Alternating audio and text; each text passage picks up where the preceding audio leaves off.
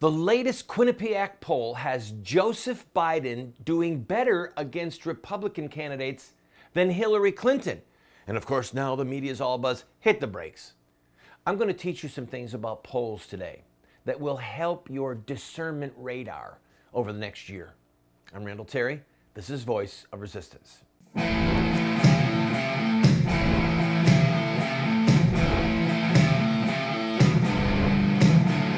Those who forsake the law praise the wicked.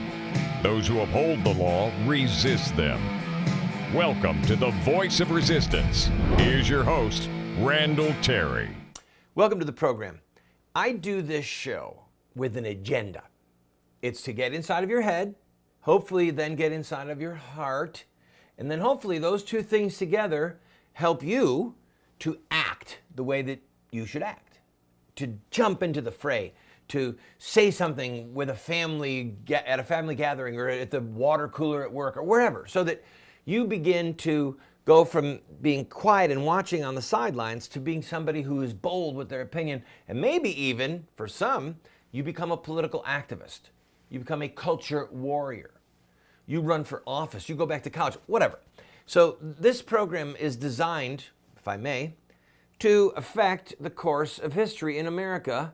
Because if you can affect a few good people, as Samuel Adams said, it is not necessary to have a majority to triumph. You just need a minority that is dedicated, whose minds are on fire, and people that are intent to stir up trouble, to stir people. He said it in different ways, in different quotes, but you can go look for it, all right? A minority bent on changing things. I read this, most of this Quinnipiac poll. It's one of the most comprehensive polls I've seen in a long time. And I'm depressed. I'm actually depressed reading this poll. And I want to talk to you about polls from various angles. And there's some of these things that are really funny, but we will get to them in this show. They ask the people that they polled, what's the first word that comes to your mind when you think of Hillary? There's a lot of words I cannot say on the air. What's the first word that comes to your mind when you think of Trump? Again, things I can't say on the air. What are some of the things you say about Jeb Bush? There's a lot there that I could say on the air, but it kind of makes you yawn. So we will get to some of those things. This poll was roughly over 1,500 Americans, registered voters, about 650 Democrats, 650 Republicans, and the balance were independents or other, but independents. So this is a fairly big cross section. That's a fairly large sample group. And it's demoralizing, it's depressing on a number of levels. I'll deal with the depressing first, and then I'm going to talk to you and teach you about polling, okay? What to look for. And then we'll have some fun looking at some of these comments about other people.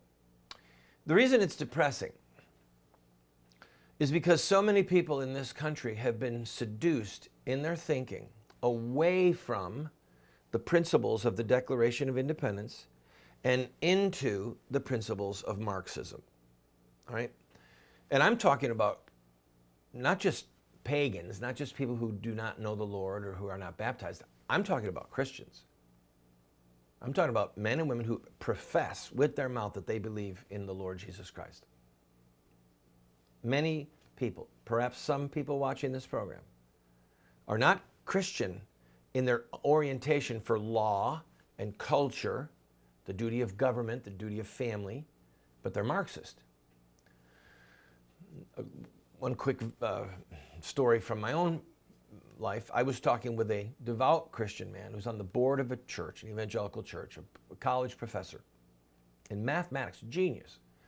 And we were debating politics, and I said to him, well, what's the purpose of government? And he's, without skipping a beat, he said, the main purpose of government is the redistribution of wealth. And I mean, I could feel the chill go down my back. I said, do you understand who you're quoting? You just quoted Karl Marx. You just quoted Karl Marx. The redistribution of wealth is not a Christian principle. It's a Marxist principle. And, you know, hopefully that conversation, I happen to know that it did help put him on the path to rethink his premises. But there's a lot of Christian people who have been catechized in the temples of our enemies, catechized in the temples of the enemies of God and the laws of God. And while they have the mark of Christ on them through their baptism and their profession of faith, they don't think in terms of biblical laws or biblical rules or Christian principles. They think about the world in terms of Marxist principles, socialist principles, redistribution of the wealth, etc. So when I see a poll like this, it vexes me because 47% of these people in this poll give a favorable rating to Barack Obama.